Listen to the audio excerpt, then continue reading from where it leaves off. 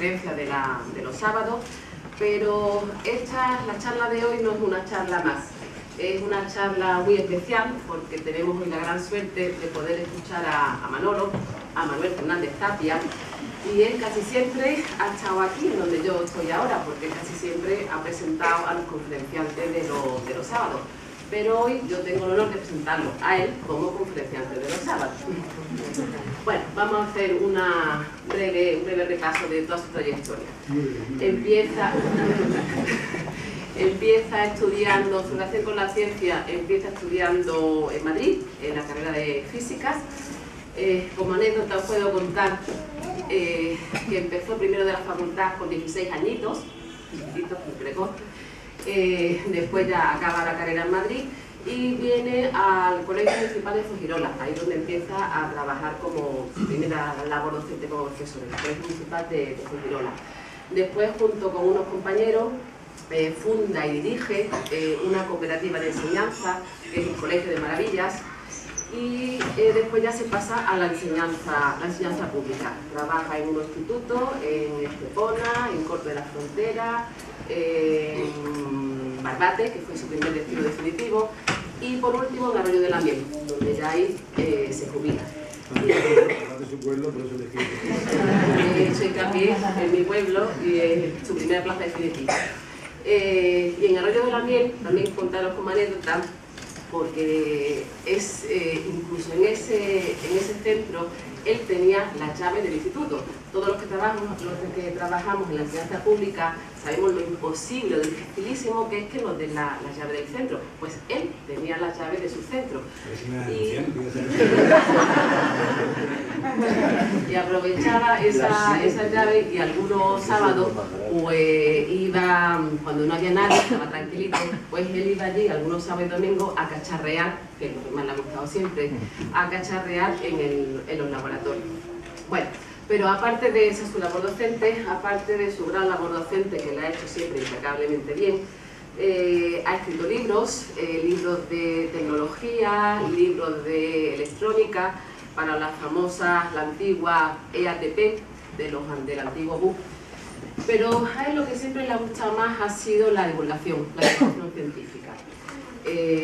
Participó en la barraca de la física junto con algún compañero aquí presente también. Me estaba contando que hacían experimentos en la calle, y salía vestido con una chaquetilla, un gorro de mago. Hoy creo que nos ha traído el gorro. Después también participó en talleres de ciencia de Roes, planetarios portátiles, en fin, todo de ese tipo. Y llegamos a Principia. Fue uno de los impulsores en la creación de este museo hace ya unos cuantos años. Trabajador incansable, inagotable, y también, por qué no decirlo, muchas veces el espíritu crítico que nos hace retomar los ideales del museo cuando los demás nos desviamos un poquito. Siempre dispuesto a cargar en su coche el museo itinerante para ir a cualquier rinconcito para seguir divulgando ciencias, que es lo que más le gusta. Hablando de divulgar también, organizador del grupo de famosa, divulgadores desinteresados divertidos. Organiza anualmente unas reuniones. Este año en Bilbao hemos sido más de 100 personas.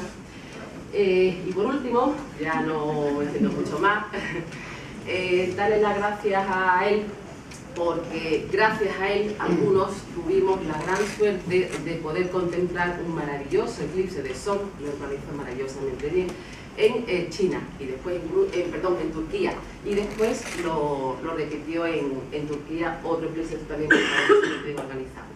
Bueno, pues para terminar, quiero terminar con la palabra que más me gusta, que es divulgación científica, así que Manolo, a seguir divulgando.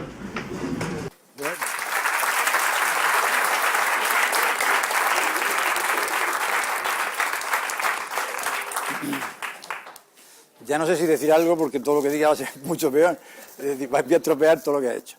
Bueno, muchas gracias a Marcela, pero yo os recomiendo que como mucho, os creáis la mitad de lo que ha dicho. Con la mitad es suficiente, creo yo, un buen bagaje. Bien, la idea que tengo yo de esta charla es plantear un poco lo siguiente. Nos están pasando normalmente cosas durante todos los días de nuestra vida, cosas que se repiten y las vemos pasar simplemente. O sea, no hacemos caso, no nos planteamos por qué ocurren, a qué se deben, cuál es el fundamento científico de eso que está ocurriendo, por supuesto que nada. Es decir, las vemos pasar y ya está. Hay gente, sin embargo, que sí, que han sido los descubridores o los inventores, es decir, que se preocupan, estudian el fenómeno, se preguntan el porqué muchas veces hasta que al final dan con la solución definitiva. Bien, esa gente no son más inteligentes que nosotros, son exactamente iguales, pero tienen seguramente un plus que no tenemos nosotros, o casi ninguno de nosotros, que es la curiosidad. Es decir, están preguntándose continuamente algo, el porqué. Nosotros nos ocurren cosas y no preguntamos absolutamente nada. Entonces lo que propongo es que durante un ratito seamos curiosos y hagamos una especie de resumen de cosas que pueden pasar durante un día, desde que nos levantamos hasta que nos acostamos, y nos preguntemos el porqué. Por supuesto que muchísimas cosas, la mayoría, el porqué lo sabréis, es decir, son cosas sencillas. Pero otras quizás sean más complicadas y otras incluso no hay respuesta todavía. Entonces vamos a hacer un repaso un poco cronológico de esos porqués de las cosas que nos ocurren. Normalmente nos levantamos y vamos al baño, al cuarto de baño. Se dice, y con razón, que el cuarto de baño es el sitio más peligroso desde un punto de vista eléctrico, es decir, que nos puede dar una descarga con más posibilidades que en otro sitio. Pero hay mucha gente que piensa que las descargas que nos pueden dar son debidas a que el voltaje que tenemos en la casa es muy elevado, 220 voltios. Es muy elevado si lo comparamos con las pilas de 1,5, 4,5, pero en realidad 220 voltios no es un voltaje exagerado. Y realmente eso no es lo peligroso. Aquí tenemos un aparato que se llama generador Van de Graaff, que mediante un procedimiento simplemente por rozamiento, una correa va rozando en unos peines y va almacenando en la bola de arriba una carga. Esa carga ahora mismo pueden ser 60.000 voltios con respecto al suelo, 60 a 80.000 voltios. Yo puedo perfectamente poner la mano y soportar esa carga y no pasa absolutamente nada. Me están pasando 60.000 voltios desde aquí hasta el suelo y no ocurre nada. ¿Por qué puedo soportar 60.000 voltios y sin embargo no soporto 220 voltios de la casa? No es evidentemente el voltaje lo peligroso, el voltaje es la energía que tiene la corriente y esta energía es muy suficiente como para que salte una chispa a través del aire. Lo peligroso es otra característica que se llama intensidad, que se mide en amperios, y que la intensidad de nuestra casa son varios amperios, mientras que esta es 1/millonésima de amperios. Son microamperios, pasan por la piel y no ocurre nada. Es decir, que la primera condición es que no es el voltaje lo peligroso, sino la intensidad de la corriente. La segunda cuestión es que normalmente en el cuarto de baño estamos con la piel húmeda y muchas veces incluso descalzos. La piel seca es bastante aislante, pero la piel húmeda es bastante conductora. Pero, desgraciadamente, porque el agua que utilizamos no es agua destilada, necesitamos agua potable. Y el agua potable tiene muchas sales disueltas y conduce muy bien la corriente, mientras que el agua destilada no. Sin necesidad de que nos dé una descarga, podríamos ver con un pequeño experimento cómo el agua destilada no conduce y sí el agua potable. Vamos a hacer el experimento y ya veréis.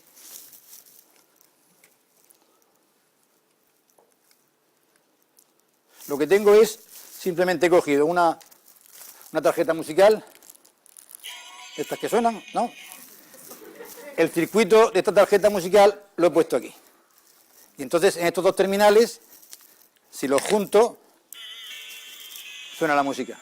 Lo que voy a hacer es ponerlos entre los extremos de dos barras de cobre, introducidas primero en agua destilada y luego en agua de grifo. Si estamos en silencio es posible que se escuche la diferencia. Primero voy a conectarlas en agua destilada y luego... Pues no sale. A ver si... es que se ha desconectado esto.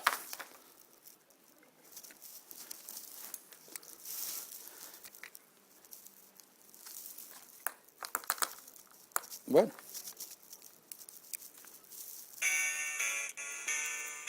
Es que sí. Bueno, pues voy a sujetar aquí porque no tiene buena conexión. Eso pasa siempre. Con esto.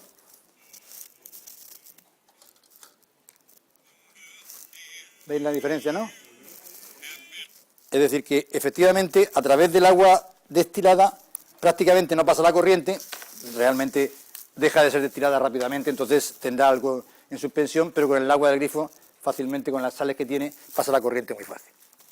Sería una demostración de que del peligro que tenemos en el cuarto de baño sería, primero, mucha intensidad de corriente, segundo, la piel mojada y, por supuesto, descalzos, somos muy propensos a una descarga.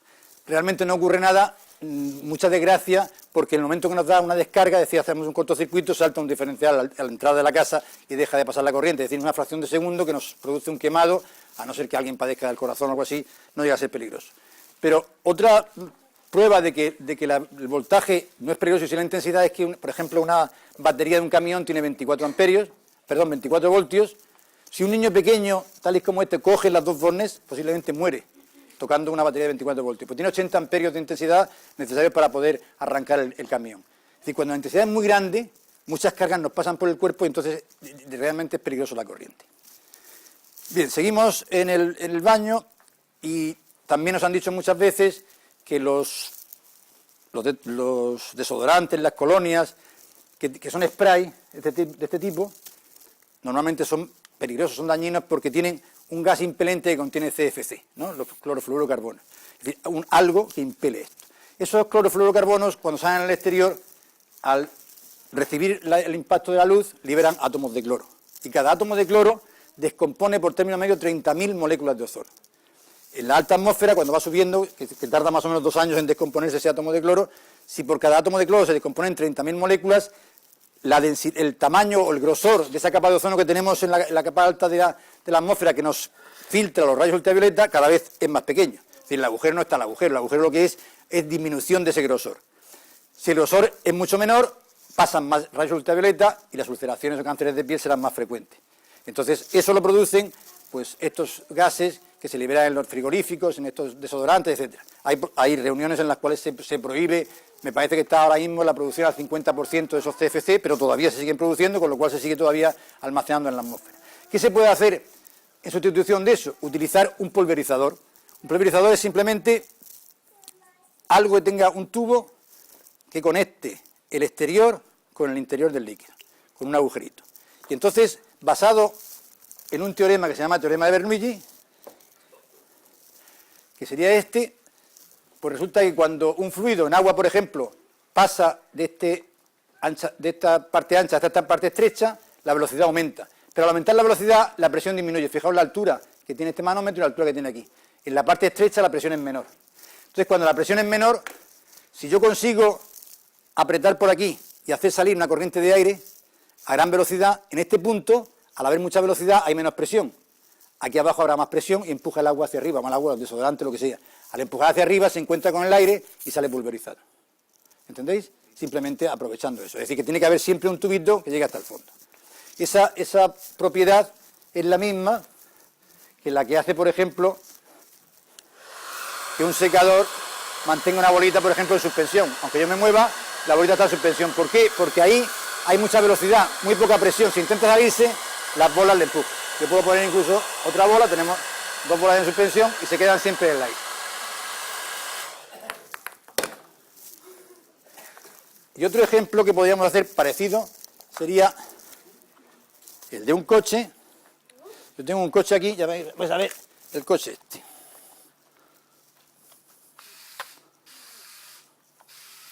¿Veis? Un coche que parece normal, pero tiene una particularidad. Y es que si yo, por ejemplo, pongo este coche aquí, puedo hacer lo mismo, pero cruzo una pared. Exactamente es el mismo principio que ese. Lo que está haciendo ahora mismo es soltando aire hacia acá. Al soltar aire hacia acá crea un vacío, la presión de exterior lo plantifica sobre la pared e impide que se caiga. Entonces con el mando a distancia sube y baja. Puede ir por el techo perfectamente igual. Es decir, un coche que se plantea exactamente igual, aprovechándose el teorema de Bernoulli, y eso sería más o menos lo que tendríamos que hacer, o lo que deberíamos de hacer en un baño para no utilizar este tipo de cosas. Por último, también en el baño y en toda la casa tenemos espejos. Los espejos son todos espejos malos, digamos, espejos que están plateados por la parte posterior. Si no, cualquier raya quitaría la plata o quitaría el aluminio y dejaría de ser espejo. Solamente los telescopios y aparatos ópticos utilizan espejos plateados o aluminizados por la parte delantera. Es decir, una prueba sencilla es coger una punta, ponerla en el espejo y veréis que la punta no coincide con la imagen. Hay un espesor que es justamente el espesor del vidrio. Está plateado por la parte de atrás. Podéis pasar esto y veréis que por una parte coincide y por otra parte no coincide. Es decir, hay un espejo bueno y un espejo malo. Pasadlo si queréis y vais viendo la diferencia que hay entre uno y otro.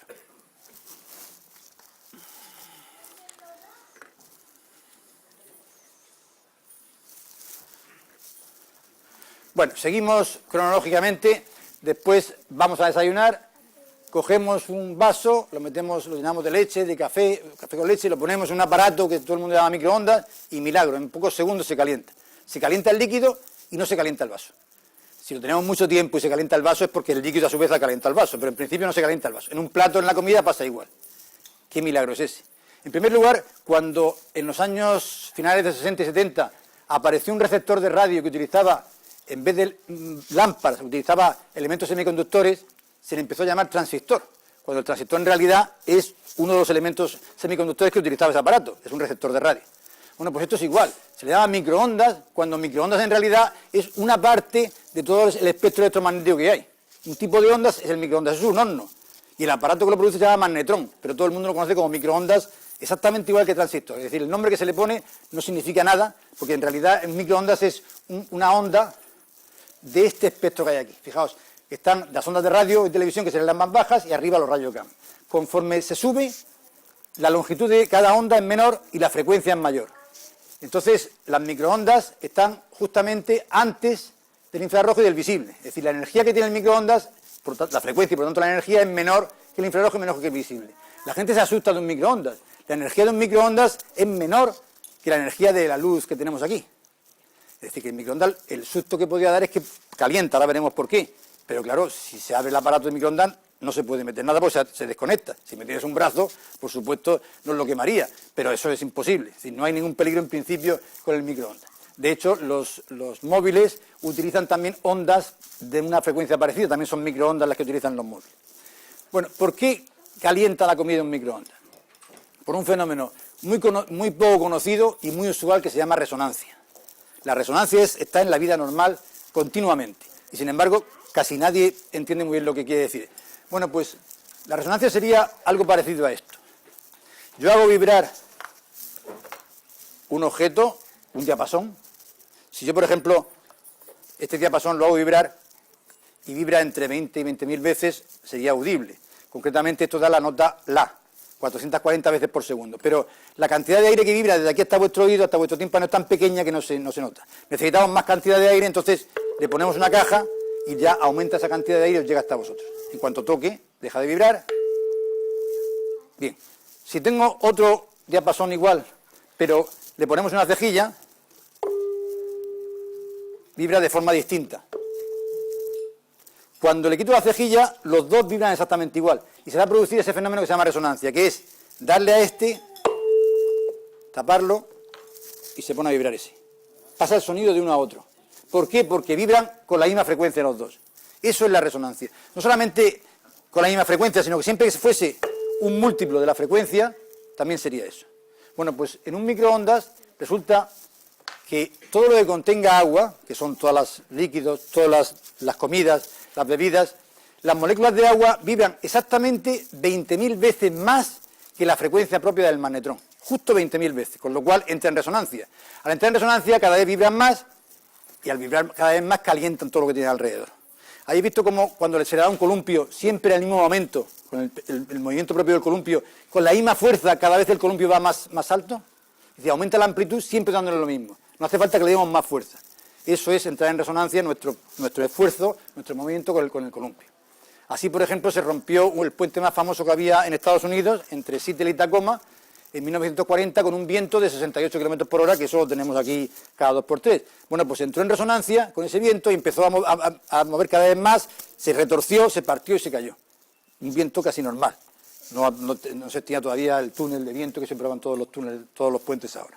Bueno, pues todos esos fenómenos de resonancia es la causa de que se puedan calentar las comidas. Otro experimento sería ver una cajita de música que suena porque hago girar el cilindro mueve estas paletas y a lo mejor lo de la primera fila lo escucháis, pero si ponemos aire en medio,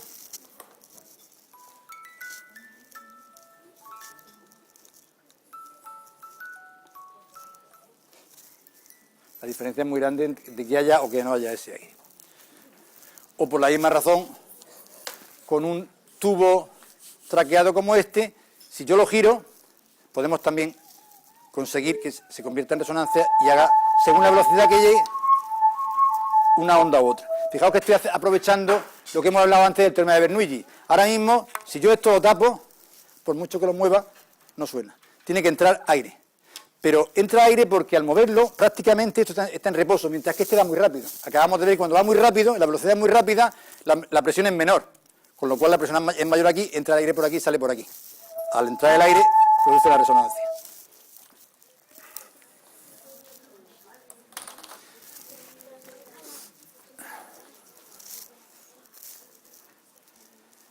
Con un microondas ya, vamos a llamarle microondas, que es el nombre que todo el mundo usa, se podría hacer otra práctica parecida. Y sería, imaginaos, esta es la onda, el microondas, está el magnetron, estaría a la derecha y esta sería la pared del aparato. Todos los aparatos tienen 30 centímetros de anchura y si le dais la vuelta en todos pone frecuencia igual a 2450 MHz. Todos tienen la misma frecuencia. Bien, pues podemos hacer la siguiente experiencia. Esto es lo que acabo de decir. Entonces, nosotros sabemos que la velocidad de ese espectro que os he puesto, de todas las ondas, desde las ondas de radio hasta las ondas de rayos gamma, todos tienen, cada uno varía la longitud o la frecuencia, pero la velocidad con la que se mueven es la misma toda, la velocidad de la luz, 300.000 km por segundo aproximadamente. Bueno, pues sabiendo eso, los 300.000 km por segundo, y sabiendo la frecuencia que tiene el microondas, podemos calcular la longitud de onda y nos sale 12 centímetros. ¿De acuerdo? La longitud de la onda que produce el magnetron es 12 centímetros. Entonces,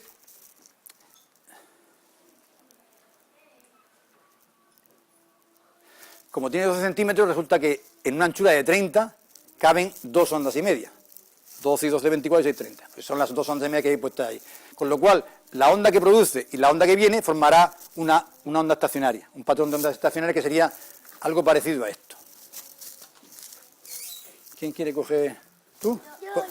Todos no podéis. Vete allá al extremo y cógelo fuerte y no te muevas. No muevas la mano. Si yo empiezo a mover esto, llegará un momento, por ejemplo, ahora, en que se ha formado una onda estacionaria. Fijaos, en el centro no se mueve apenas, mientras que hay un máximo arriba y abajo. ¿Estáis de acuerdo? Bueno, pues esto mismo se produce dentro del microondas. ¿Por qué? ¿Para qué existe la plataforma giratoria? Como calienta en unos puntos mucho y en otros puntos nada, se calentaría la comida en un sitio mucho y en otro sitio nada. Para homogeneizar el calor, gira para que todos los puntos tengan el mismo calor.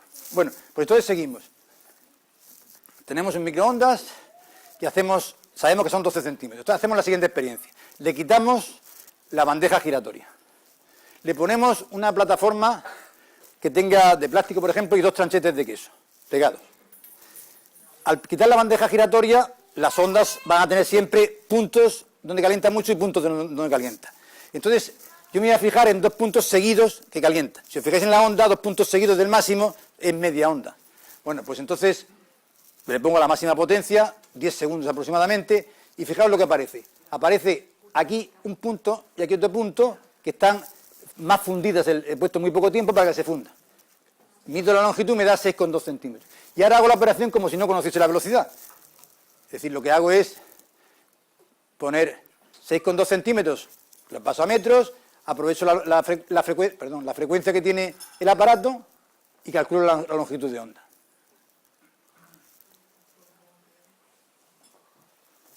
Me da 3,03 por 10 a la 8, es decir, 303.000 km por segundo en vez de 300.000 km por segundo. O sea que con un microondas se podría hacer la experiencia de calcular la longitud, la velocidad de la luz. Bueno, eso aprovechando ya que lo habíamos visto en magnetron. Otra cuestión es que nosotros calentamos, por ejemplo, un vaso de agua o una taza de agua para hacer una infusión y vemos que sale humo. Decimos es el vapor de agua. ¿Cómo va a ser el vapor de agua si el vapor de agua es incoloro? No se puede ver el vapor de agua, no es vapor de agua lo que sale. Lo que sale son gotas de agua que se condensan en pequeñas partículas de la habitación. Es decir, ese chorro que tenemos, que sería algo parecido a esto, que nosotros utilizamos como una especie de genio de la botella. Es decir, cogemos una botella, la abrimos, a ver si realmente está el genio, y entonces está el genio, sale el humo, y todo el mundo dice, eso es el vapor de agua. No, eso no es vapor de agua, eso es agua condensada en pequeñas partículas, porque el vapor de agua es incoloro. Lo que ha ocurrido ahí es simplemente que había agua oxigenada debajo. Es una descomposición de agua oxigenada, pero como se descompone muy lentamente, al quitar el tapón ha caído una bolsita que tenía puesta arriba, la bolsita de permanganato potásico que acelera la reacción y produce un vapor de agua que ha salido por ahí rápido. Pero eso es el vapor de agua condensado en las gotitas de agua.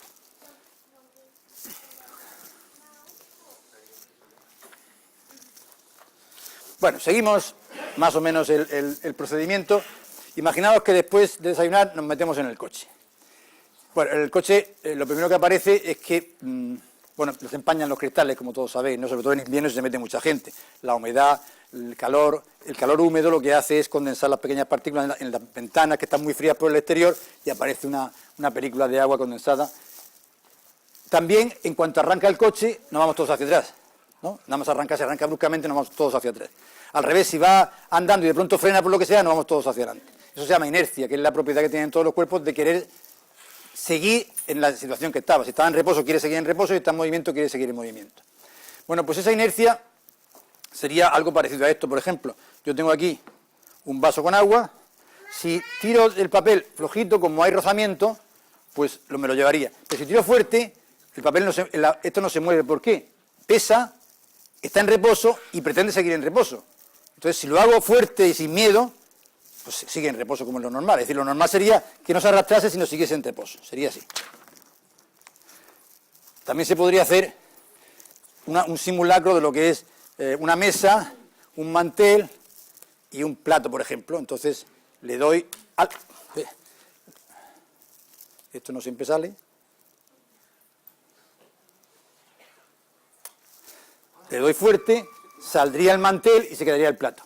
Esto, si recordáis alguno, en la última conferencia que dieron el año pasado unas chicas de Valencia, lo hicieron aquí. Pusieron un mantel con montones de cosas, con platos, con flores, tiraron fuerte, horizontal y sin miedo, y efectivamente si el mantel no tiene ninguna rugosidad, se puede hacer eso. Podríamos hacer una cosa parecida, que es esto.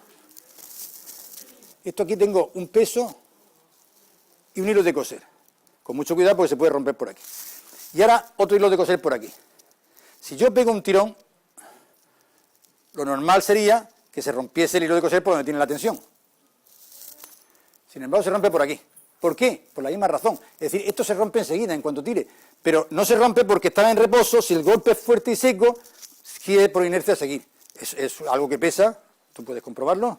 Pesa bastante, ¿verdad? Muy bien. No lo he engañado, pesa de verdad. Y además, el tirón, eso sería la inercia.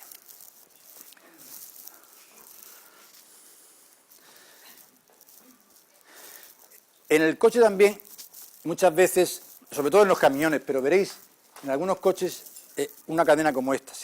La vendían antes como cadena antimareo. La llevan todos los camiones, obligatoriamente los que llevan mercancía peligrosa. Y algunos coches también. Se atornilla en la parte metálica de abajo del camión, de tal manera que esté un poco por encima de la carretera. En los baches, esto tiene un pincho metálico, va tocando. Como hemos visto antes, cuando algo roza, se carga. Es decir, si nosotros tenemos un globo, por ejemplo, y lo rozamos, el globo se carga y se me queda pegado a la mano. Es decir, se está cargando simplemente por frotamiento. Bueno, pues eso le pasa a la carrocería del coche. Se carga. Al cargarse, si lleva mercancía peligrosa, podría saltar alguna chispa. Pero hay gente que se marea en un sitio donde haya un ambiente cargado. Aunque no se note ni tenga ninguna trascendencia, pero si está en un ambiente cargado se marea. Entonces, en un coche, esto iría tocando la carretera de vez en cuando, con lo cual va descargando. La carga que almacena el coche la va descargando y siempre está sin carga. Se llamaba cadenas antimareo, pero prácticamente ahora se ve muy poco. Lo que sí se ve es que los camiones, por ejemplo, muchas veces veréis que pone freno eléctrico en los camiones. Un camión tiene una inercia tremenda, o un autobús, pesa muchísimo, entonces en una cuesta abajo, por ejemplo, tener que frenar sería muy difícil con los frenos normales tradicionales. Entonces se utiliza un teorema de Bernoulli, perdón, de Foucault, unas corrientes que se llaman turbillonarias, de tal manera que si yo tiro, por ejemplo, cualquier objeto por un tubo, cae a una velocidad por la que todos nos suponemos que tiene que caer. Sin embargo, si lo que tiro es un imán, el imán con el cobre no hace nada, pero el imán lo tiro por aquí y tarda muchísimo tiempo en caer. Tarda mucho tiempo en caer porque se crean el imán con el metal, con el cobre, con el aluminio, unas corrientes que se llaman corrientes de Foucault que se oponen al movimiento, es decir, está oponiéndose al movimiento. Bueno, pues si en un camión tenemos una placa y un imán y de pronto los acercamos, se frena, sin necesidad de que haya ningún gasto. Es decir, un freno magnético o un freno eléctrico no gasta nada, mientras que un freno tradicional en una cuesta abajo se cargaría las placas, ¿no? Esto se llama el freno eléctrico.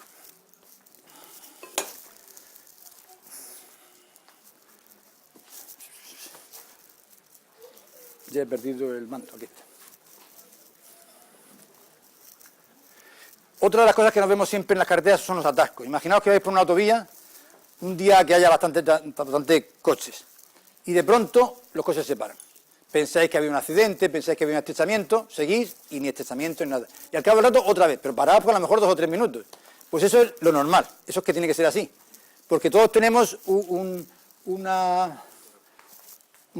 rapidez distinta a la hora de darnos cuenta de lo que ha sucedido un momento antes. Es decir, que un coche se para, o un coche arranca, por ejemplo, y normalmente entre 1 y 2 segundos tarda el siguiente en arrancar, suponiendo que todo el mundo no se le cae el coche y conduzca bien. Si hay 40 coches, ya tenemos 80 segundos, minuto y medio hasta que arrancamos nosotros. Normalmente en un semáforo pues se va vuelto a poner otra vez rojo, etc. En una carretera, simplemente con que un coche un poco frene, con ese tiempo de reacción de cada uno, van frenando sucesivamente. Cuando arranca, van arrancando sucesivamente. Entonces, van como una especie de acordeón. Visto desde un helicóptero, una autovía, un día de mucho tráfico, de bastante tráfico, los coches irían avanzando de esta manera. Con lo cual hay momentos en que están todos parados, sin ninguna necesidad de nada. Es decir, no ha pasado nada, simplemente el atasco es por el tiempo de reacción de cada uno. Los coches, casi todos, llevan ahora un GPS, bueno, los coches y muchos móviles, que se llama Sistema de Posicionamiento Global, para detectar exactamente el punto en el que están. Hay 24 satélites colocados a 24.200 kilómetros de altura, de tal manera que desde cualquier punto de la Tierra se pueden ver 4 satélites. Se pueden ver muchos más, pero siempre 4. Y con 4 satélites se puede triangular de tal manera que se puede saber exactamente en qué sitio se está. Con un quinto satélite que se llama diferencial se puede saber con centímetros. Eso pasa muchas veces en alta mar, que tenemos que saber exactamente dónde se ha producido algo, pues con el GPS diferencial se puede saber una distancia prácticamente pequeña. Eso lo utilizamos muchísimo en los coches. Y otra cosa que ocurre, sobre todo en verano, son los espejismos. Cuando vais por una carretera recta, parece que hay un charco delante. Avanzáis y el charco sigue avanzando también. Es lo mismo que los espejismos de los desiertos, ¿no? Pues se da espejismo porque parece un espejo. Lo que ocurre es lo siguiente, y es que en verano el aire que hay encima de la carretera se calienta mucho. Y el aire que hay encima de la carretera se calienta más que el resto. Y entonces, esa diferencia de temperatura lo que hace es que el rayo de luz, en vez de hacer esto, en vez de hacer esto, hace esto. El rayo se curva, precisamente por el calentamiento que hay. Pero nuestro cerebro no piensa ni puede permitir que la luz vaya en línea curva. No lo permite, de tal manera que si lo vemos así, bueno, si lo vemos así, es que para nosotros el rayo viene así, porque no podemos pensar que es así. Si lo vemos así, vemos una palmera abajo, vemos un objeto abajo. Claro, tampoco nuestro cerebro piensa que hay nada abajo.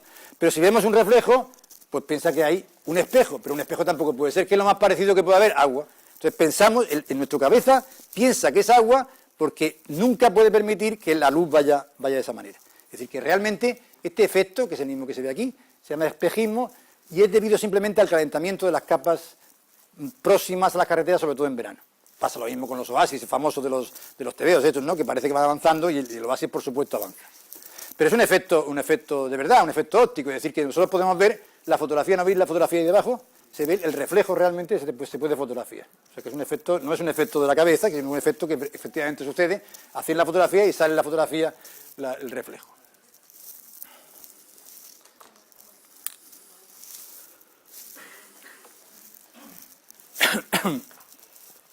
También a veces observaréis,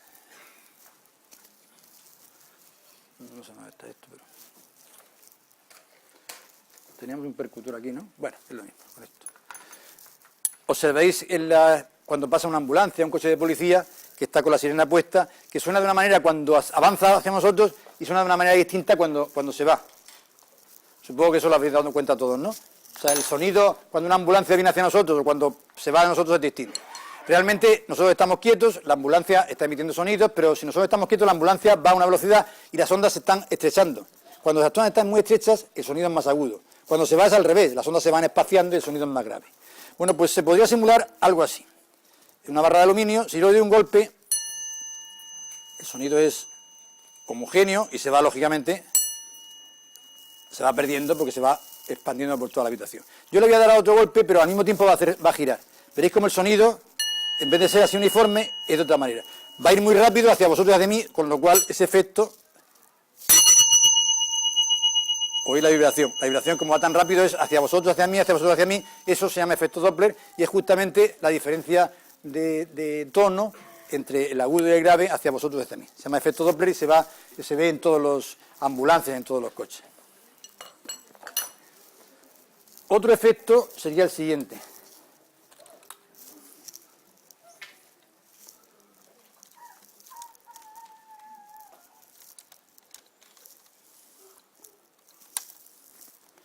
Apaga las luces.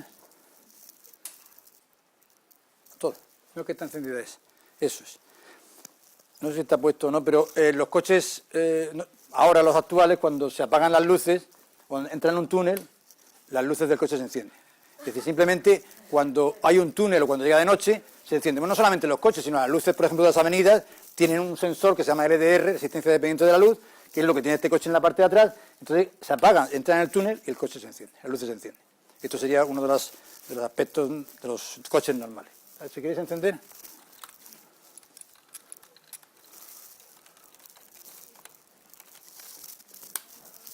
Otro efecto sería, que también tienen los coches, es cuando empieza a llover, los limpiaparabrisas están actuando rápidamente. Bueno, pues se podría hacerlo de la siguiente manera. Esto se debe al siguiente fenómeno. Sí, casi... Bueno, quizás sí con todas las luces apagadas. Ahora mismo tenemos, me imagino que este es el parabrisas del coche, y esto es una luz que no es luz normal, sino un infrarrojo para que no se vea, que emite un diodo que emite. Y aquí, en la reflexión de este rayo, tenemos un fotodiodo receptor que calcula la cantidad de luz que le llega. Ahora mismo está pasando del vidrio al aire. Pero cuando cae una gota, pasará del vidrio al agua. El índice de refracción vidrio-aire es muy distinto del vidrio-agua. Entonces, en ese caso, va a cambiar la dirección y entonces va a cambiar también la cantidad de luz que llega al fotorreceptor. ¿Veis? Ha caído una gota de agua y realmente ahora casi toda la luz sale por aquí y el diodo fotorreceptor recibe mucha menos luz. En ese momento pone en marcha un sistema, que es el sistema de limpiaparabrisas. Cuando más cantidad de agua hay, menos cantidad de luz le llega y más velocidad puede dar el limpiaparabrisas en varias... Es decir, es una forma de utilizar también el limpiaparabrisas.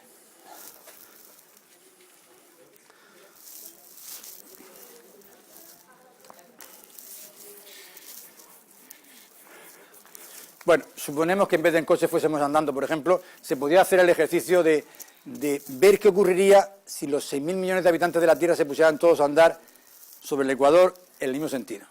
¿Le ocurriría algo a la Tierra? Si os hacéis la operación y calculáis el momento lineal de la Tierra, el momento lineal de los 6.000 millones de habitantes a 70 kilos de peso y a 2 metros por segundo, por ejemplo, de velocidad, no ocurre absolutamente nada. La Tierra no se entera absolutamente de nada. La diferencia que hay, bueno, a lo mejor a nivel microscópico puede decir, pero la diferencia que hay de los momentos lineales es tremenda, del orden de 10 elevado a 15, entonces es tremendamente distinto, aunque haya muchísimos más habitantes, o pesasen mucho más o fuesen más corriendo. Es decir, que, bueno, eso sería un ejercicio que se podría pensar. Pero en cuestión, por ejemplo, de equilibrio va a ser muy difícil, pero imagínate tú, por ejemplo, ponte bien sentado. No, quédate sentado. Tú imagínate que quieres ponerte de pie. Para ponerse de pie, para que alguien esté en equilibrio, el centro de gravedad debe pasar por la base de sustentación. Por eso la torre de Pisa, por ejemplo, las torres Kío, no se caen porque la vertical que pasa por el centro de gravedad pasa dentro de la base.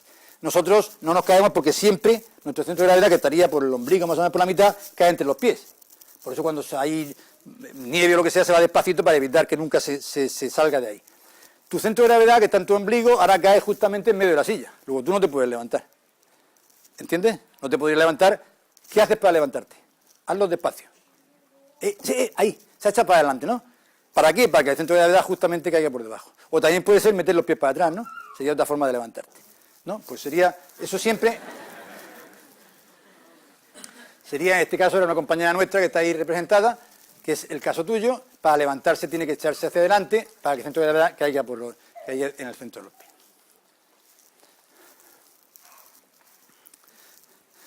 Una especie de torre Kío sería esto. Si estáis bebiendo un refresco de cualquier clase más o menos, y lleváis bebido como un poco más de la mitad, y cogéis lo dejáis y se queda en equilibrio. Es decir, ahora mismo esto sería exactamente el mismo caso de las torres Kío, de la torre de Pisa. El centro de gravedad del agua, en este caso que es el echado, y la lata, cae justamente en ese reborde que tienen las latas de refresco, justamente ahí. Con un poco más de agua o con un poco más de agua no se quedaría, pero en ese caso está en equilibrio. Si nosotros quisiéramos, por ejemplo, poner en equilibrio, como un ejercicio, todos estos clavos encima de este, necesitaríamos que el centro de gravedad pasase justamente por ahí. Pero claro, tenemos que enlazar los clavos. Es decir, si yo he pedido a alguien que los ponga, pues intentaría poner uno. Pero a ver cómo ponen nosotros 14 así, de esa manera. Entonces, de una forma rápida se podría hacer entrelazándolos, aprovechando que tienen una cabeza muy grande.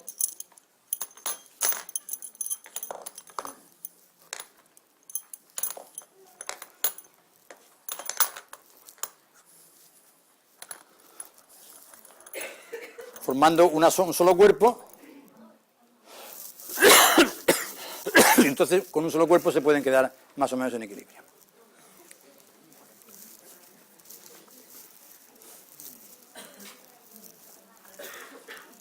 Bien, seguimos y, por ejemplo, vamos a comer, vamos a un supermercado y se abren las puertas solas. O ponemos la mano debajo de un grifo y sale el agua solo. Eso se debe a un efecto que se llama efecto fotoeléctrico. El efecto fotoeléctrico es el que está representado ahí. Hay cierto tipo de iluminación que al llegar a ciertos metales, lo que hacen esos fotones al incidir es expulsar electrones. Eso lo podríamos aprovechar en un circuito, meterlo en un circuito de tal manera que hiciese cualquier cosa, abrir unas puertas, sacar agua o cualquier otro, abrir las puertas del ascensor, cualquier otro mecanismo, aprovechando el efecto fotoeléctrico. También cuando compramos algo, lo que hacemos es pasar ese producto por un rayo láser, un escáner que tiene un rayo láser, y nos dicen exactamente qué producto es, qué precio tiene, etcétera. Eso se hace mediante un código, en este caso es el código EAN13, que es el más famoso, que tiene 13 rayas. Lo que mide el láser son las anchuras de los negros y los espacios entre ellos. Eso es lo que está midiendo el láser. Los primeros datos son la empresa que los hace, el segundo el artículo, y al final hay un dígito que es como la letra del DNI más o menos, ¿no? Un dígito de control que sale directamente hecho con los 13 anteriores. Bueno, pues hay muchos tipos de códigos, pero todos los lectores que hacen los láseres son justamente los productos para no tener que, como antes, tener escrito exactamente el precio, tal. Simplemente con el código de barras sale ya todo hecho.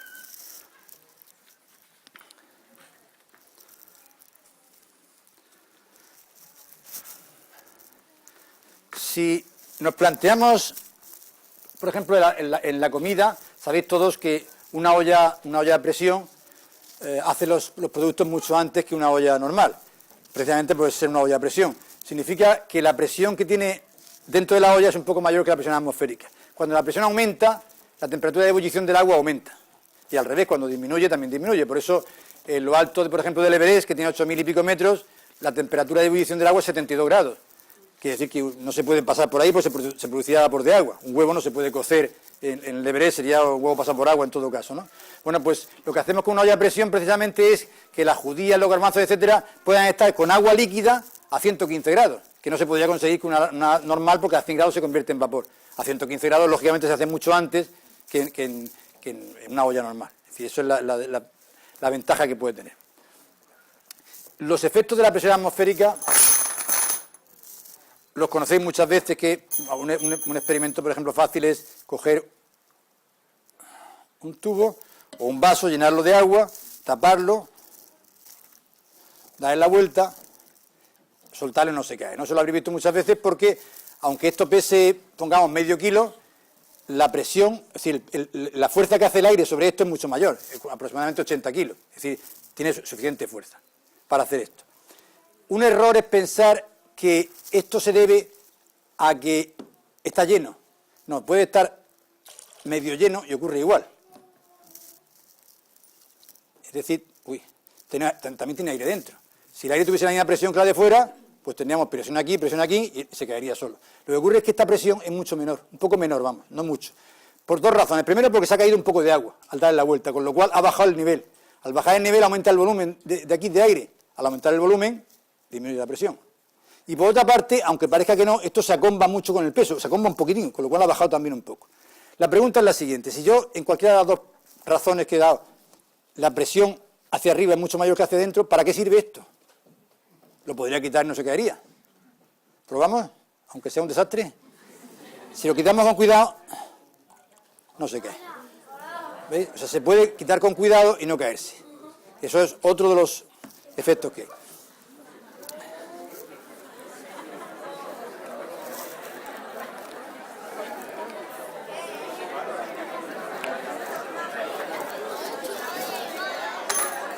Bueno, si tenéis que Si tenéis que distinguir, por ejemplo, entre un huevo cocido y un huevo crudo, supongo que la mayoría lo sabe, pero si, por ejemplo, ponéis a girar un huevo y le ponéis un dedo y se para, ese huevo es cocido. Si lo ponéis a girar, lo ponéis y sigue girando, el huevo es crudo. La razón es que el huevo cocido, evidentemente, es un solo cuerpo, mientras que el huevo crudo tiene una parte interior más o menos sólida y una parte gelatinosa afuera. Pasa igual que el Sol, Júpiter, los planetas gaseosos. Cuando giran, hay que decir, la velocidad de rotación, hay que decir cuál, la de fuera o la de dentro, porque evidentemente las nubes de Júpiter giran a un ritmo distinto de la parte sólida de dentro, igual que pasa en el Sol, una rotación diferencial. Aquí pasa igual, este que es un sólido solo se para y este que es un sólido lo paráis y sigue girando. Y además es más difícil que gire, es decir, ponerlo a girar es mucho más difícil que gire. Seguramente os habréis dado cuenta, casi todos, de que en una nevera la abrís, cogéis la cosa, cerráis, se os ha olvidado algo, intentáis abrir y no podéis. Está mucho más dura que antes. ¿Por qué la segunda vez os cuesta más trabajo que la primera? Lo habéis notado todo, no sé si lo habéis notado, pero si no, abrirla, cerrarla e inmediatamente abrirla. La razón es la siguiente, al abrirla entra aire caliente. Como la nevera sigue funcionando, lo que hace es enfriarlo rápidamente. Al enfriar rápidamente una masa de aire, lo que hace es disminuir la presión. Entonces, ligeramente la presión de dentro cuando se cierra es menor que la de fuera. Al ser menor que la de fuera, empuja. Y como además las paredes de la nevera suelen ser grandes, la fuerza equivalente es muy grande. Tan grande como que cuesta más trabajo hacerlo. Al cabo del poco tiempo se igualan las presiones y no. Ese mismo ejemplo se puede hacer con un experimento que también lo habréis visto muchas veces, que es coger un huevo, una botella, es exactamente igual que la nevera. Yo lo que hago es echar cerillas encendidas y veréis, cuando yo voy a echar cerillas encendidas y a tapar con el huevo, y veréis que el huevo empieza a parpadear, precisamente es justamente echando el aire caliente fuera, que es la razón para que se enfríe un poco rápidamente. Pero no pasa nada, está controlado todo. ¿Veis cómo ha vibrado el huevo? Y en cuanto vibra el huevo, disminuye la presión y entra.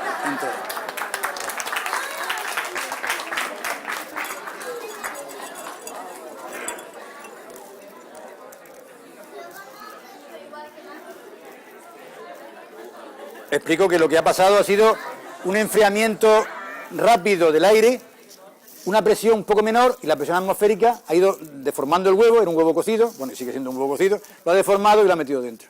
Pero claro, ha vuelto a tomar otra vez un poco la forma y es imposible sacarlo.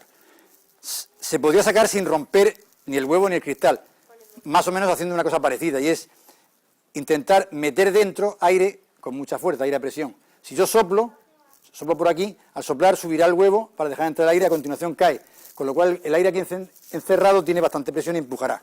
Quizás no lo saque del todo, pero se verá un poco. ¿Veis? Se queda no, lo dejaremos aquí, por si acaso al final quiere salir.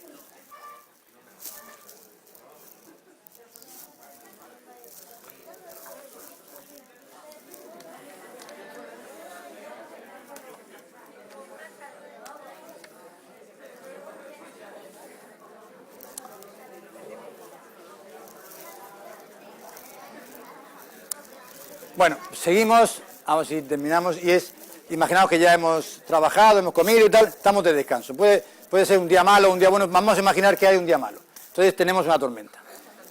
Lo mismo que la gente no se pregunta por qué las neveras no funcionan, la gente tampoco se pregunta por qué los rayos son tan bonitos, pero en vez de ser un rayo como debe ser, un rayo es una descarga de una parte negativa de la parte de la nube hacia tierra, pues un rayo vertical, algo parecido a esto. Y fijaos qué forma tiene. Esto es un rayo en pequeño. Estos son 300.000 voltios y un rayo tiene 30 millones de voltios. Pero tiene esa forma. Si se descarga de aquí a esta punta, ¿por qué no es una línea recta? Tiene una línea curva, ¿no? Incluso hacia arriba, ¿no? Bueno, pues lo que ocurre es que la primera descarga, al descargar el rayo, el calentamiento es tremendo. Son como 28.000 grados lo que tiene el calor que genera un rayo. Y no se calienta igualmente toda la atmósfera. Es decir, los puntos se calientan de forma diferente porque no son todos uniformes. Entonces el rayo va siguiendo los puntos calientes. Los puntos calientes conducen mucho mejor que los puntos fríos y tienen esa forma igual que ocurre aquí. Eso sería la explicación del rayo. El trueno, un rayo tiene, digo, 30 millones de voltios, pero son 20.000 amperios, es decir, que eso es tremendo. O sea, tiene muchísimo voltaje, pero muchísima intensidad. Un rayo, como sabéis, no hay forma casi de cubrirse del rayo ese. El trueno sería, hay una expansión tremenda del aire, a continuación se encuentra ese aire caliente con aire frío y se contrae. Esa expansión y contracción da lugar a un chasquido tremendo que es el trueno. Siempre nos han dicho que para saber dónde está una tormenta, lo que hagamos, como el rayo prácticamente viene a la velocidad infinita, ¿no?, digamos, y esto va a 340 metros por segundo, pues nosotros vemos el rayo y contamos, pum, pum, pum, multiplicamos por 140 y nos da. Pues no nos da, porque cuando se produce el trueno, la velocidad que tiene no es 340, sino muchísimo mayor, una velocidad supersónica, durante una fracción de segundo, lo suficiente como para que cuando calculemos eso, la tormenta está más lejos de lo que calculamos de ese procedimiento, un poco más lejos, porque no es siempre la misma velocidad, sino mucho mayor. Se produce también rápidamente cuando deja de llover y sale el sol, se produce el arco iris. Sabéis que nos ponemos de espaldas al sol mirando hacia arriba y vemos el arco iris. El arco iris es una especie de cono con el vértice en el ojo y se forman los colores del rojo al violeta.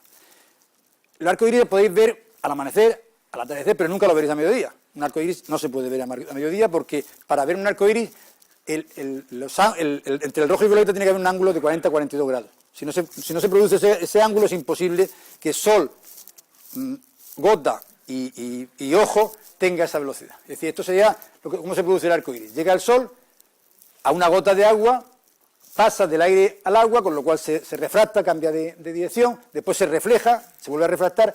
Cuando tenemos luz blanca y se refleja, sigue siendo luz blanca. Cuando pasa la luz blanca del agua al aire o al revés, sigue siendo blanca. Pero si se refracta varias veces, cada color que compone realmente la luz blanca se refracta con un ángulo distinto. Entonces aparece un pincel que puede ser más o menos grande, como podemos ver aquí. No sé dónde, aquí.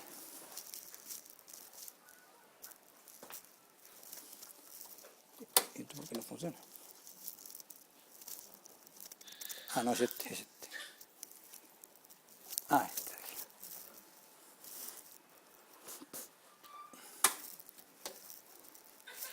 No deja.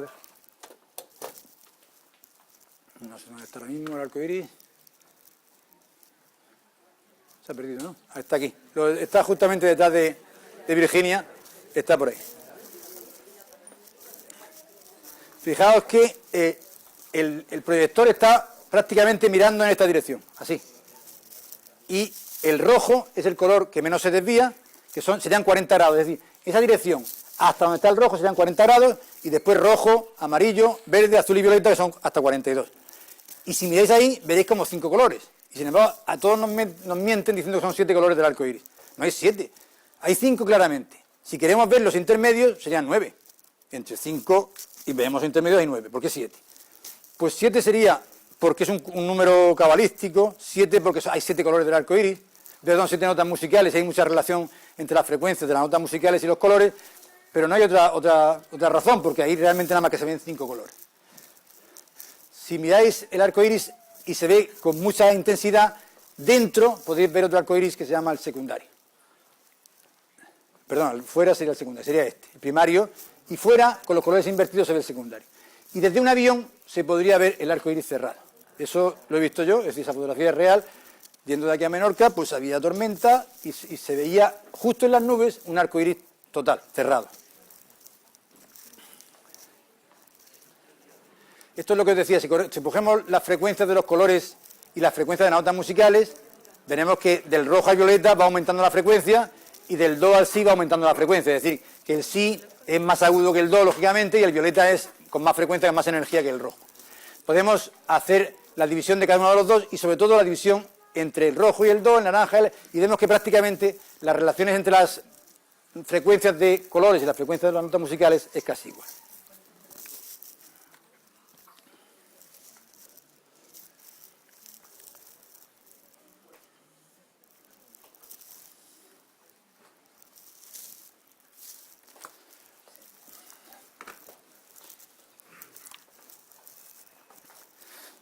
Bueno, hay muchos efectos que tengan que ver con la vista, por ejemplo, que dan lugar a la posibilidad del cine. Ahora sí que voy a apagar las luces.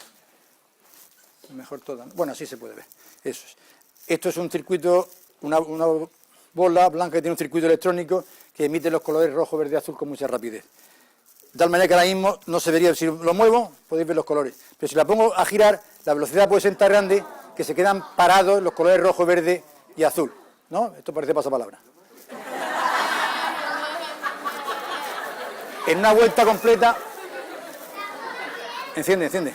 En una vuelta completa parece que el rojo y el verde están situados, porque va tan rápido que la persistencia de imagen en la retina hace que durante un poco más de una décima de segundo queden almacenados todos los colores. Así vemos el cine, son 24 imágenes por segundo, pero antes son imágenes, es decir, el cine, lo que nos pone una imagen, a continuación otra, pero todavía se han quedado en la retina las anteriores y nos dan impresión de movimiento. Hay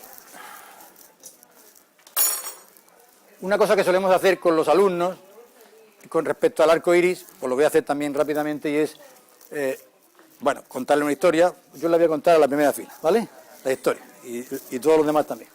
Y es que un día fuimos, llovía, salió el sol y apareció el arco iris. Entonces nos fuimos con una jarra a ponernos debajo del arco iris para coger el agua que salía del arco iris. ¿De acuerdo? Aquí tengo la jarra. Pero era por la tarde. Entonces se hizo un poco de noche y aquí tengo el agua que cogí ese día.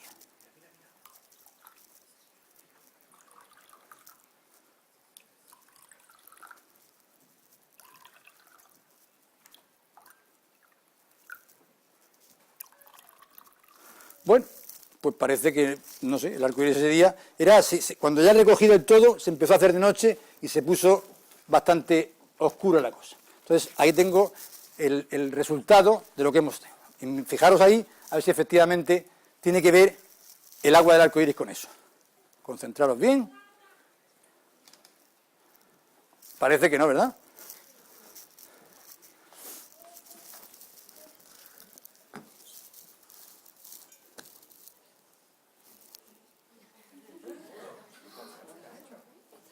¿Qué ha pasado? Se ha puesto una negra, ¿no? Ya os he dicho que era de noche, sí, ya lo tenía yo porque era de noche. Claro, al ser de noche, el arco iris es negro, claro, como todos sabemos. Estas tres no sé yo si se pondrán... Ah, también se va a poner negra. Concentraros bien, a ver si las otras dos conseguís poner la negra. Esas no se van a poner. Venga, miradlas bien, hay que mirarlas bien. Sí.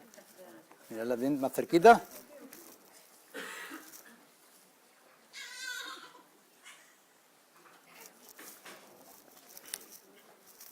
Bueno, lo que ocurre es que al día siguiente, de día, volvió a salir el arco iris, volvió a salir a coger la jarra y cogí esta jarra con el agua del arco iris de día. Otra más, ¿ves tú? También. Bueno, pues tengo aquí el agua del arco iris cogida al día siguiente, que era de día.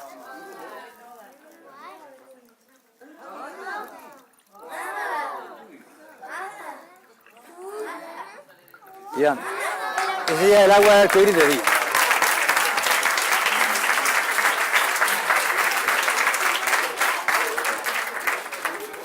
Pero ahora, en serio, el arco iris se puede ver no solamente en el cielo, producto de la lluvia, sino que, por ejemplo, cuando hay un chorro de agua y da el sol, habéis visto en el chorro de agua también el arco iris. Cuando hay un poco de agua en el suelo y se vierte aceite, en esa capa de aceite también se ve el arco iris. ¿No? Lo habéis visto, fijaos en la muestra en el suelo. Bueno, pues también se podría ver con esta luz, aquí en estas rosas se podría ver el arco iris si regamos las rosas convenientemente, es decir, con agua y luz se podría ver el arco iris en esas rosas. Vamos a ver si es verdad.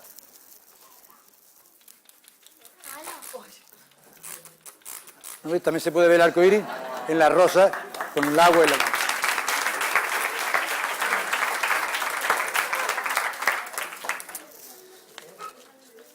También podéis pasar esto porque el ojo suele tener efectos en los cuales parece que no funciona bien, es decir, no nos funcionan bien los sentidos. Muchas veces, por ejemplo, habéis visto que se meten las manos una agua caliente, otra una agua fría, las pasamos a agua templada y la que estaba caliente parece fría y viceversa, ¿no? Que no nos responden perfectamente. Bueno, pues pasar este cilindro metálico y lo ponéis a una cierta distancia de estos papeles y veréis que se leen bien las letras verdes y no se leen bien las letras negras. Solamente se ven las letras verdes.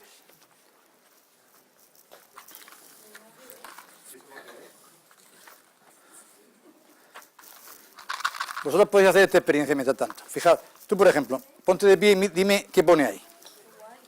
Piedra. Ahí, que lo vea todo el mundo.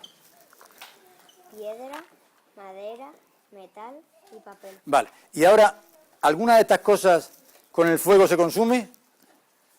La madera La madera y el papel. y el papel. Bueno, pues tenlo ahí a ver si efectivamente lo consumimos o no. Ponlo así. Así vamos. Vamos a ponerlo así. Vamos a ponerlo así para que lo vea todo el mundo. Mira. Dices tú que la piedra, no. La madera, sí. El metal, no. Y el papel, sí. Ah, pues es verdad. Es verdad. Se consume solo lo que tú has dicho. ¿Has visto?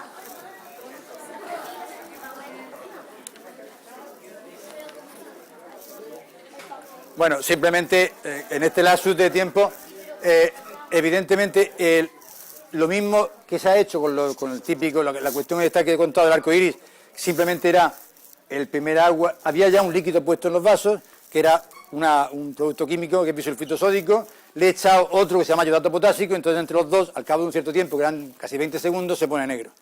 Una reacción que se llama el reloj de yodo. Y luego, en el fondo de las copas también tenía una gotita que con esta agua con sosa producía los colores. Eso mismo ha pasado con las rosas, que tenían ya puesto el indicador, y entonces a echarle sosa encima. Lo que se ha pasado del cilindro no es que lea los verdes sino los negros, lógicamente, es que, si os fijáis, un cilindro de metaclado en este caso invierte la imagen arriba abajo. Pues las letras verdes son todas simétricas arriba abajo y las negras no. He puesto al 8, por ejemplo, 8 se puede ver bien arriba abajo. Sin embargo, otra palabra que tenga una V, por ejemplo, pues no se podría leer. ¿Entendéis? Simplemente eso. Y después, esto que he hecho con el fuego es muy curioso porque es utilizar algo que todo el mundo puede tener. Es decir, son bolígrafos de estos, Pilot Frisian, los venden en todas las papelerías, que se borran o bien con una goma o bien con calor, que es lo mismo. Entonces, lo que yo he hecho ha sido escribir piedra y metal con un bolígrafo normal, y madera y papel con el bolígrafo este. Al pasar una cerilla, se consume. Este papel que se ha llevado alguien, lo metes en el frigorífico y vuelve a salir la palabra otra vez. Que tiene un tiempo de... O sea, simplemente es utilizar bolígrafos de estos, no era ninguna...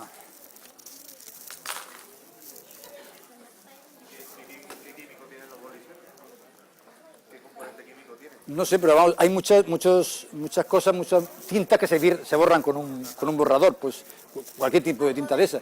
Y se han puesto de moda y los venden un poquitín más caros, son a 2 euros en vez de a 1 o algo así. Apagar las luces. Como efectos fisiológicos ya para del ojo, el ojo funciona parecido a la bola esta que he girado yo. Tenemos receptores, conos en la retina que nos permiten ver los colores. Si os fijáis, mientras que yo estoy hablando, fijaos, mirad fijamente ese disco de color violeta.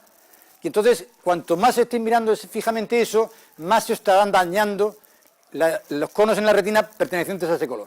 Miradlo hasta que yo cambie la imagen. No va a pasar nada, ¿eh? Simplemente mirad. En cuanto cambie la imagen, aparecerá un disco verde por ahí dando vueltas, ¿no?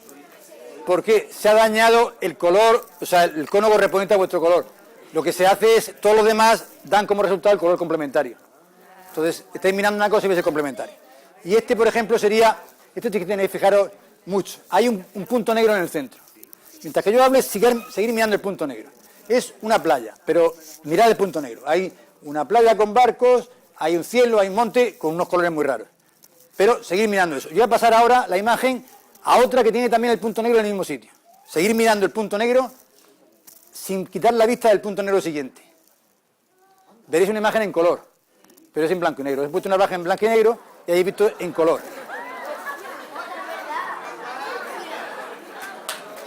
¿Entiendes?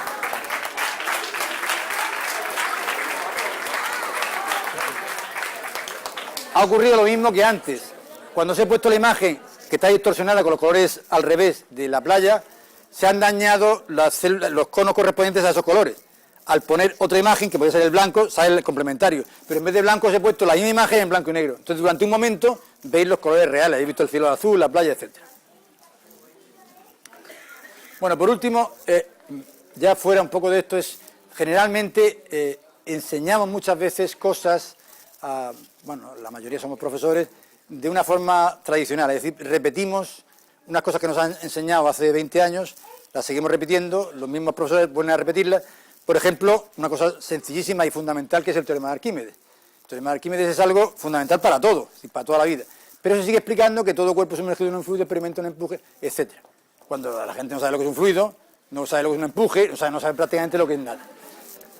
Hay una forma mucho más fácil de utilizarla, que es con este diablillo.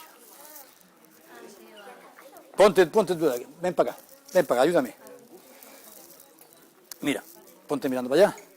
Y aquí tenemos un diablillo y un esto. Y aquí tenemos un lillo. Tira de este lillo, este no ves este lillo, tú tiras, suelta y sube. Ahora, tira, coge el lillo. Tira, a ver. Ahora suelta y sube. ¿Has visto? ¿Te das cuenta? Bueno, en realidad lo que ocurre es... Tú no has visto el lillo, ¿verdad? Bueno, no hay hilo realmente. Cuando tú tirabas del hilo, yo tiraba del hilo, estoy empujando. Al empujar, esto es un diablillo. El diablillo está medio lleno de agua. Entonces, cuando yo empujo, hay un teorema que se llama teorema de Pascal que dice que cualquier fuerza que yo ejerzo sobre un fluido se transmite enteramente a todos los puntos. Vale, se transmite y entonces por el rabo que tiene enroscado hay un agujerito. Cuando yo empujo, lo que hace es entrarle agua por el agujerito. Al entrarle agua, disminuye la cantidad de aire. Al disminuir el aire, disminuye el empuje y entonces gana más el peso y se hunde. Es decir, ahora mismo está en equilibrio. El peso y el empuje están en equilibrio. En cuanto yo le meto un poco de agua y disminuye el aire, gana el peso. En cuanto suelto, gana el empuje. Es simplemente... Pero esto es el principio de Arquímedes. Y entonces es más sencillo de explicar así con un diablillo, con lo que sea que esto.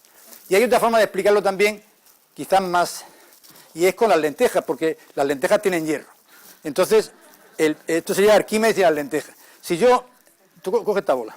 Es una bola de hierro, pero la bola de hierro muchas veces no es todo hierro. Tiene una parte central que no es hierro. Bueno, hay dos posibilidades. Yo echo la bola aquí. Existe la posibilidad de que la bola le deje el hierro a las lentejas o las lentejas cojan el hierro de la bola. Al revés. O sea, o la bola coge el hierro o las lentejas. Vamos a ver qué pasa aquí. Yo echo la bola, entonces, en este caso, ¿no veis? Las lentejas han cogido la bola que ha dejado solamente la estructura que había afuera. Las lentejas tienen la bola. Puede ocurrir... No, aquí, poneros de pie si queréis esto. Puede ocurrir al revés. Yo tengo ahora una bola de hierro y puede ser que ahora sean la bola la que coja el hierro de las lentejas. Dejar un hueco aquí para que puedan ver los demás, así echarlos para la derecha y para la izquierda. Así, empezar así. Entonces yo echo la bola y... ¿No veis? ¡Uy! Ha cogido la bola el tamaño de la lenteja.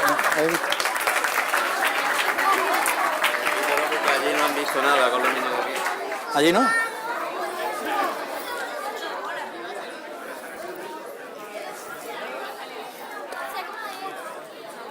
Yo lo que he hecho ha sido, bueno, en este caso, digamos el truco, ¿no? Se trata de explicar el teorema de Arquímedes, o sea, estamos hablando de cuerpos, la flotabilidad. Los cuerpos más densos se hunden, los cuerpos menos densos no se hunden. Yo he hecho esta bola de hierro, que es una bola, cógela, una bola maciza de hierro. La he hecho aquí, y entonces, bueno, cuento de que ahora la misma bola va a coger el hierro de las lentejas y se va a poner gordísima, ¿no ves? En realidad esta bola, lo que es una bola hueca, no pesa nada. Entonces las lentejas, al girarlas así, lo que hacen es dejar subir y bajar cuerpos que estén metidos en ella. Entonces, antes pesaba mucho más la bola que la bolita de plástico. Ahora lo que pesa más es la bola de hierro que la bola. Pero es realmente un problema de flotabilidad.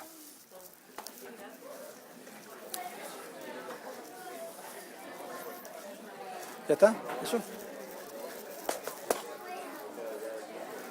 Bueno, otras veces le contamos a los muchachos también como efecto visual el cuento de Pocoyo, por ejemplo, ¿no? Entonces le enseñamos el cuento de Pocoyo, que todos lo conocéis, ¿no? Pero muchas veces los niños se portan regular, entonces el cuento de Pocoyo, ¿no veis? Aparece en blanco y negro. Y si se portan mal, es que no hay Pocoyo. ¿No? Otro efecto óptico. Pasarlo por ahí con cuidadito.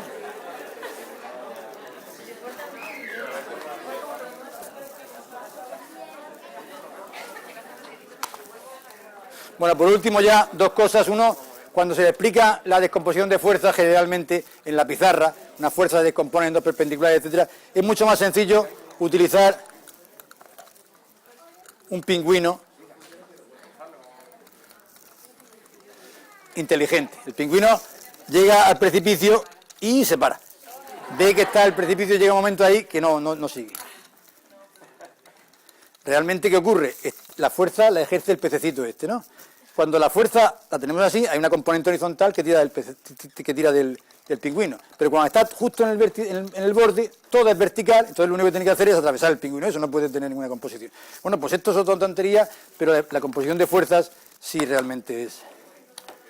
Bueno, lo último para terminar es que la ciencia, normalmente hay que tener cuidado con ella porque muchas veces se descompone y tenemos...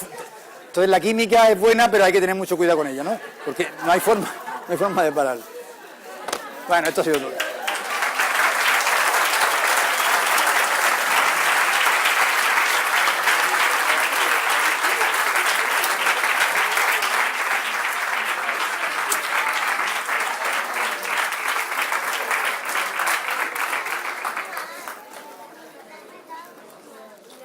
Podéis preguntar lo que queráis. No sé si he explicado las cosas que han sucedido. Hay un efecto que me lo ha preparado Carlos precisamente y se me ha olvidado hacerlo, que es la resonancia justo con estos dos vasos. Los dos vasos los ha coloreado Carlos porque es más bonito que pase con esto. Pero si yo produzco... Esto es un diapasón de 1000 hercios.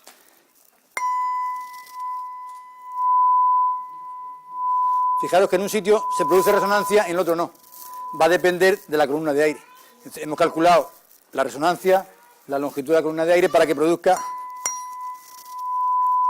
Aquí no produce y ahí se produce. Si la resonancia va a depender también en grado de la columna de aire que tenga, que ya de más o menos. Bueno, no sé, ¿hay alguna cosa más que preguntéis que no sé si he explicado todo?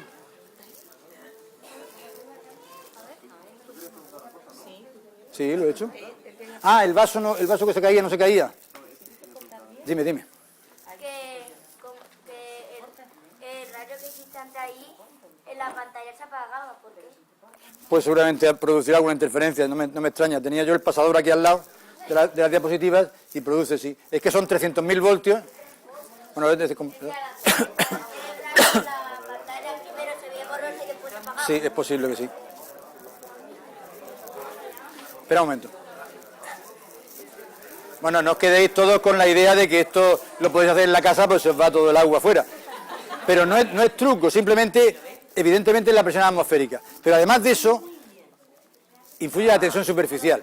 Entonces lo que he hecho ha sido ponerle una rejilla de mosquitera aquí, que permite entrar y salir el agua. Es decir, que esto se puede perfectamente quitar y poner. Pero cuando yo le doy la vuelta, con mucho cuidado, se queda esto lleno de gotitas que impiden, si lo hago con mucho cuidado, que se salga. En cuanto lo inclino un poco, se hubiese salido entero. Por eso da la vuelta otra vez con esto puesto. Pero es simplemente unir, digamos, la presión atmosférica con la tensión superficial. Es una mosquitera pegada ahí, sin más. No, la mosquitera está pegada.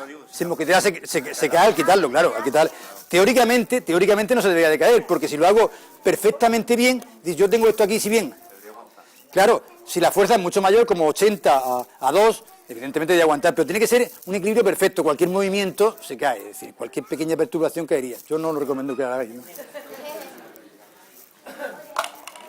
¿Alguna cosa más? Pues muy tarde, ¿no? Hombre, eso es... Por fin. Ya pertenezco al mismo plan, ¿no? Bienvenido al plan de la... Muchas gracias.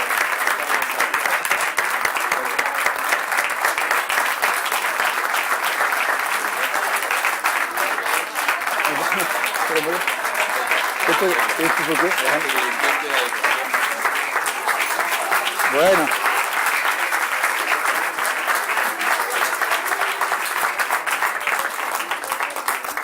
Bueno, ha tenido que pasar mucho tiempo para conseguir el clan de...